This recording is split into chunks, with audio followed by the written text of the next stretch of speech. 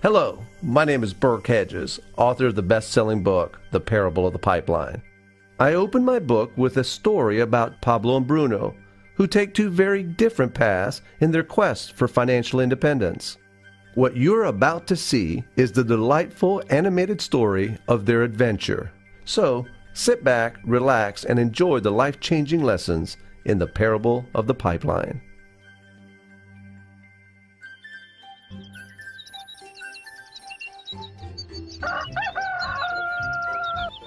Far away, in a small village, near a beautiful valley, lived two friends, Pablo and Bruno.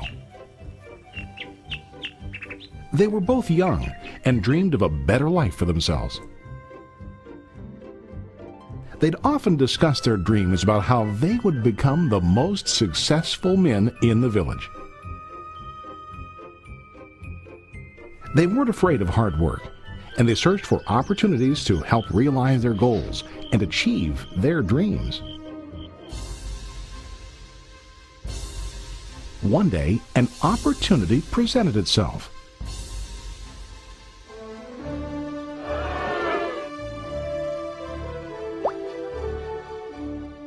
The mayor of the village decided to hire two people to bring water from a spring up on the mountain, across the valley, back down to the village. They were to be paid based on the amount of water delivered to the village. Bruno and Pablo enthusiastically got to work. Every day, from morning till evening, they carried buckets to and from the spring. They worked hard, carrying water to the village. In the evening, they'd return home with their day's wages.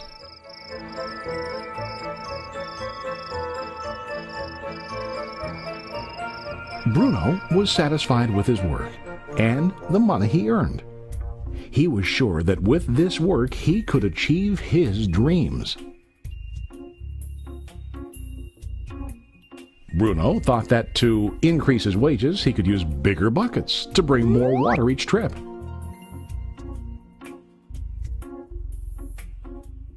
He believed with a larger income he would soon be able to buy a cow and the house that he dreamed about.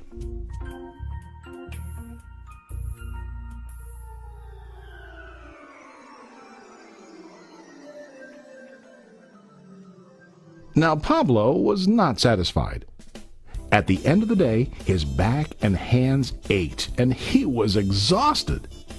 He was looking for an easier way to earn more.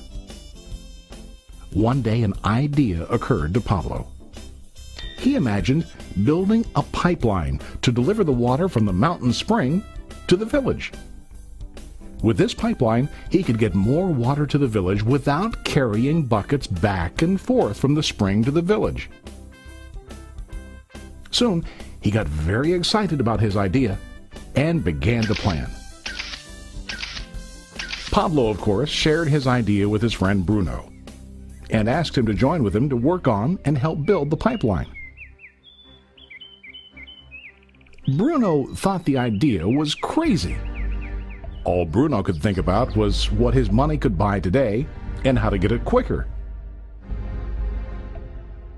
He felt that building a pipeline would slow him down and delay him in achieving his goals. Instead, Bruno got bigger buckets and went more often back and forth, fetching water. He was sure that with this method, he could make more money. Pablo decided to build the pipeline on his own. He understood that it would not be easy to build, and it would take time to complete the pipeline. Pablo knew that it could take several years to finish, but he set his mind on his goal. Every day he worked and carried water like before.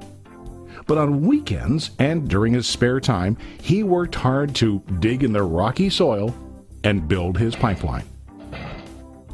In the first month, there was little to show for his work.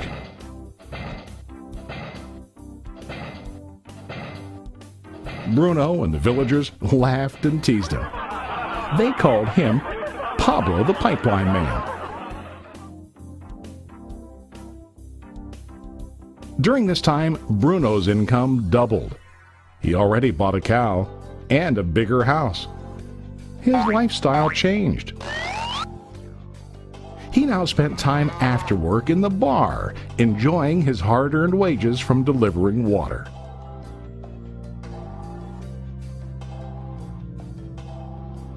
What Bruno didn't realize was that his body was starting to stoop from carrying the heavy buckets every day.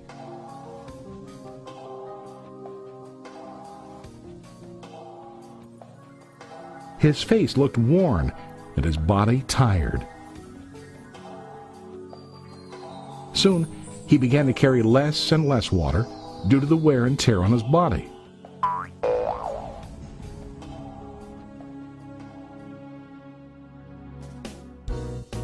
Month after month, Pablo worked. Soon a year passed, and then a second year. Finally, Pablo finished his pipeline. He now used his pipeline to deliver water to the village instead of carrying buckets. Pablo was now earning more money than ever before. The water continued flowing to the village, while Pablo wasn't working. While he slept and ate, the water flowed. Pablo was happy and proud of his insight, persistence, and hard work. Now his income flowed as long as the water flowed through his pipeline.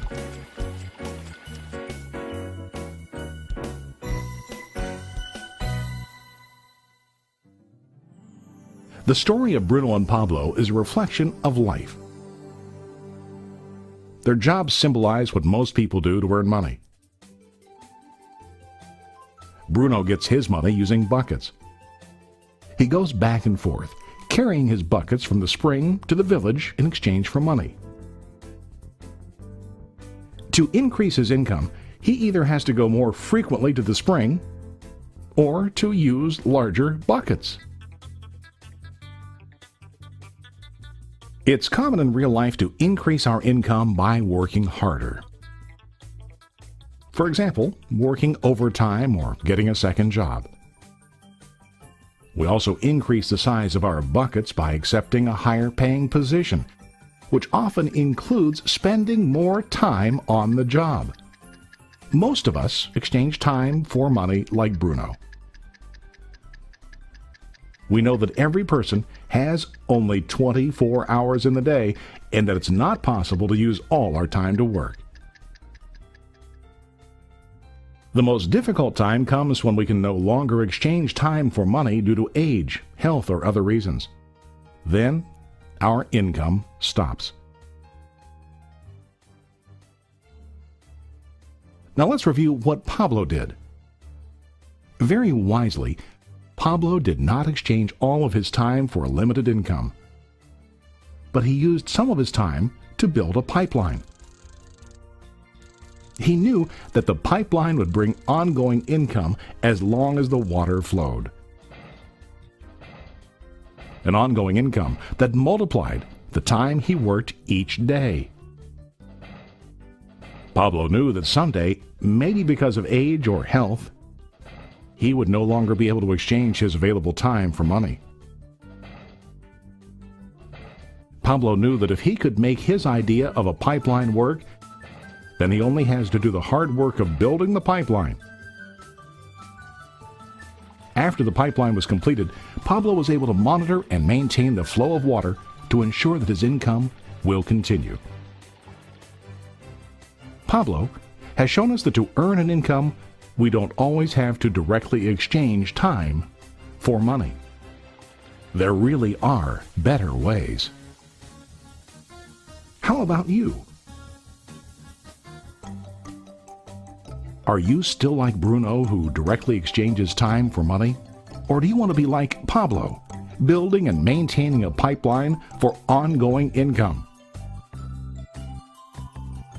If you are interested in the idea of building your own pipeline, contact the person who lent you this presentation. You can start building your pipeline today.